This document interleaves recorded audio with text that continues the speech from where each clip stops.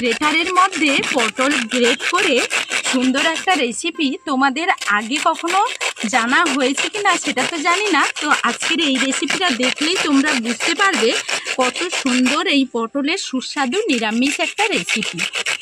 বন্ধুরা, আজকের আবারও তোমাদের সামনে নতুন একটা রেসিপি নিয়ে হাজির হয়ে গেছি। তো আজকের কিন্তু সম্পূর্ণ নিরামিষভাবে একটা রেসিপি বানাবো। যে কোনো নিরামিষের দিনে কিন্তু তোমরা এই রেসিপিটা বানিয়ে নিতে পারবে, তাও আবার খুব সহজে।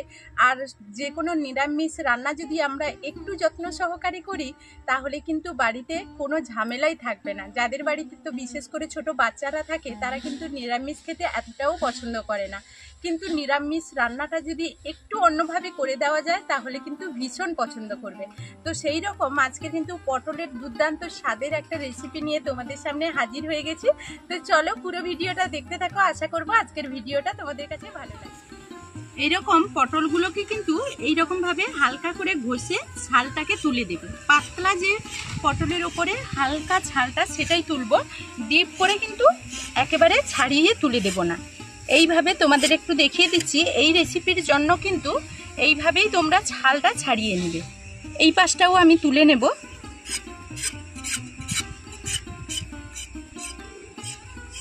তো এখন আমি পটলগুলোকে খুব ভালোভাবে ছাড়িয়ে নিয়েছি। এখন কিন্তু এই রকম একটা গ্রেটার নিয়েছি, গ্রেটারের মধ্যে গ্রেট করে নেব।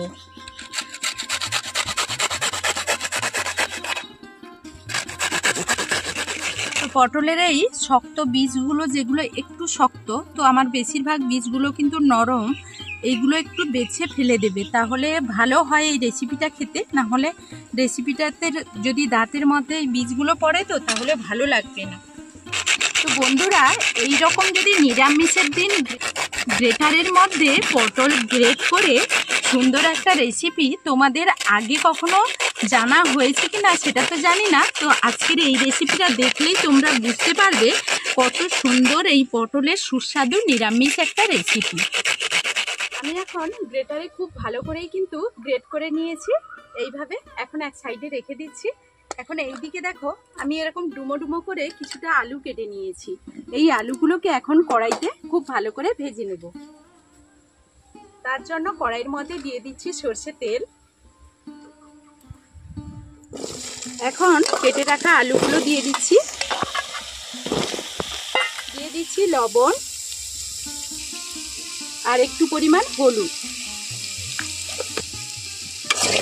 এখন এইগুলো খুব ভালোভাবে নাড়াচাড়া করে তেলের মধ্যে ভেজে নেব। তো আলুগুলোকে আমি এখন লাল লাল করে ভেজে নিয়েছি। এখন আমি এইগুলোকে নামিয়ে নেব।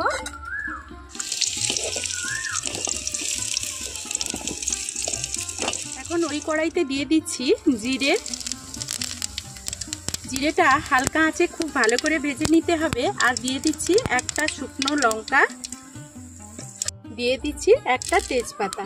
খুব ভালো করে ভেজে নিতে হবে, হালকা আঁচেই ভাজবে, তাহলে এর ফ্লেভারটা খুব ভালো আসে।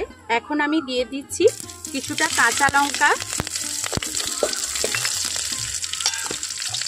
আর এখানে দিয়ে দিচ্ছি একটা বড় সাইজের টমেটো ছোট ছোট করে কেটে নিয়েছি।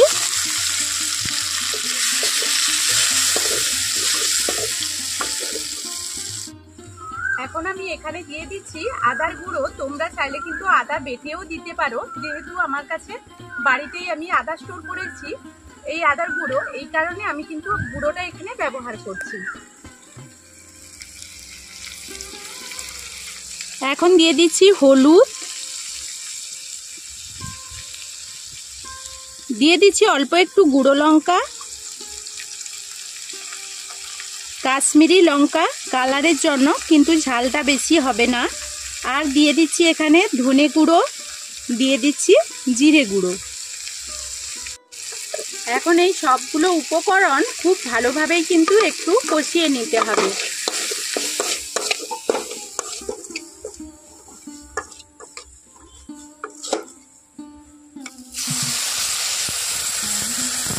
একটু পরিমাণ জল দিয়ে খুব ভালো করে কষিয়ে নেব, যাতে না মশলাগুলো পুড়ে যায়। এখন দিয়ে দিচ্ছি একটু চিনি, আর দিয়ে দিচ্ছি স্বাদ মতো লবণ। এখন একটু ঢাকনা দিয়ে মশলাগুলোকে খুব ভালোভাবে কষিয়ে নেব। এখন আমি ঢাকনাটা খুলে নেব। আমার হিরো বাবা গো, কি রাঁধছি? এই তো রান্না করেছি, পটলের রান্না। আচ্ছা করবো।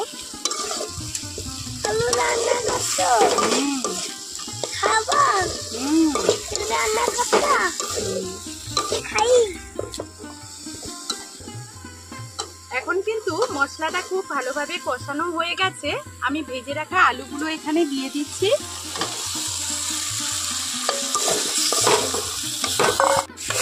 আলুগুলোকে 1 মিনিট মতো হালকা আঁচে খুব ভালোভাবে মশলার সঙ্গে কষিয়ে নেব।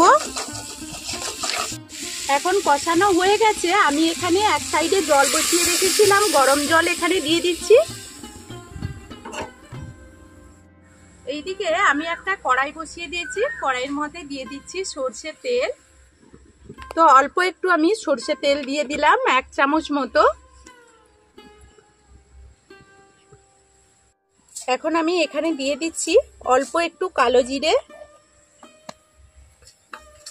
কালো জিরেটা খুব ভালোভাবে ভেজে নেব। তোমাদের কাছে যদি হিং থাকে, এখানে হিং যদি কেউ পছন্দ করো তাহলে হিংটাও এখানে দিয়ে দেবে।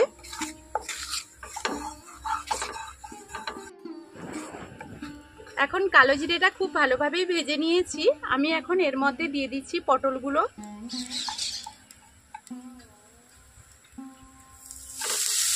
গ্রেট করে রাখা পটলগুলো এখানে দিয়ে দিচ্ছি। দিয়ে দিচ্ছি এখানে অল্প একটু লবণ, অল্প একটু এখানে চিনি দিয়ে দিচ্ছি।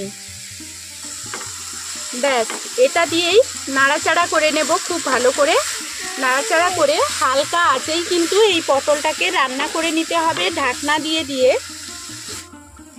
এদিকে এখন আমি পটলটাকে একটু ঢাকনা দিয়ে দেব। আর পটলের মধ্য থেকে দেখো অলরেডি কিন্তু জল ছাড়তে শুরু করেছে। এই রকম ঢাকনা দিয়ে জলটাকে শুকিয়ে রান্না করে নেব। এইদিকে আমি 100 গ্রাম মতো ছোলার ডাল ভিজিয়ে রেখেছিলাম। সেই ডালটা এখন শিলনোড়াইতে বেটে নিচ্ছি। তোমরা চাইলে কিন্তু মিক্সিতেও বেটে নিতে পারো। আর সঙ্গে দিয়ে দিচ্ছি 2টো কাঁচা লঙ্কা।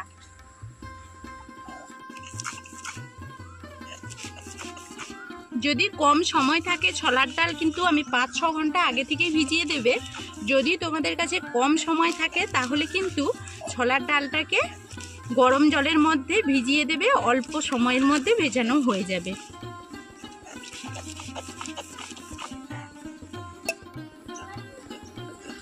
এখন আমার এইদিকে কিন্তু ছোলার ডালটা বাটা হয়ে গেছে। তো আমি এটাকে তুলে নেব এখন।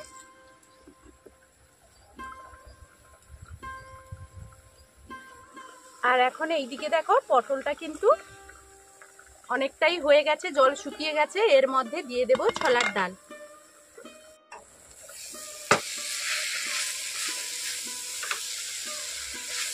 এইভাবে খুব ভালো করে কিন্তু ছোলার ডাল আর পটলটাকে একসঙ্গে এইভাবে মিশিয়ে রান্না করে নিতে হবে।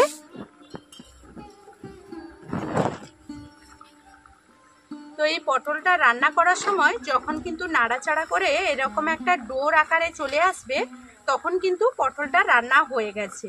এখন আমি এই পটলটাকে নামিয়ে নেব।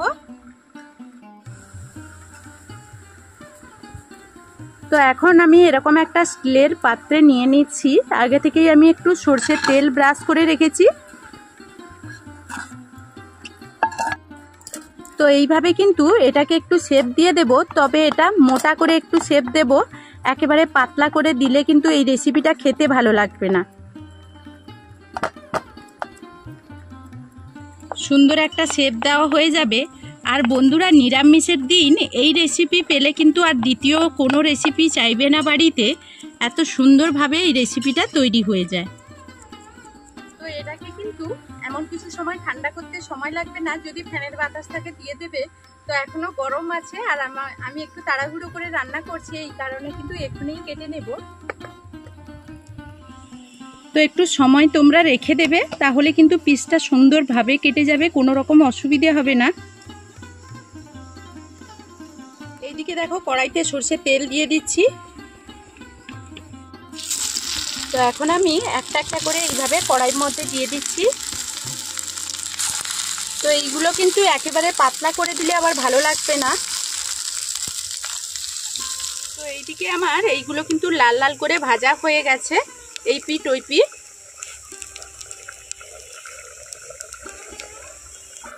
এইদিকে এখন আমি দেখে নেব আলুটা সেদ্ধ হয়েছে কিনা। এতক্ষণে আমার আলুটা সেদ্ধ হয়ে গেছে।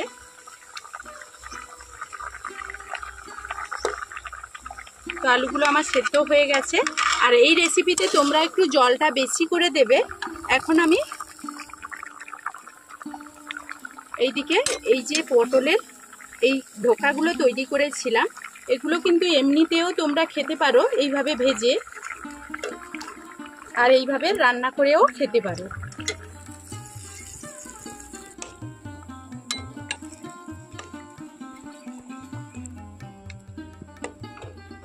তো বন্ধুরা, যে কোনো নিরামিষের দিন কিন্তু পটলের এই রেসিপিটা তোমরা বানিয়ে বাড়ির সবাইকে খুশি করে ফেলতে পারো। তো এখনকার মতো আমি এই ভিডিও থেকে বিদায় নেব, ফিরে আসবো নতুন কোনো ভিডিও নিয়ে। ততক্ষণ সবাই সবার পরিবারকে নিয়ে ভালো থাকবে, সুস্থ থাকবে।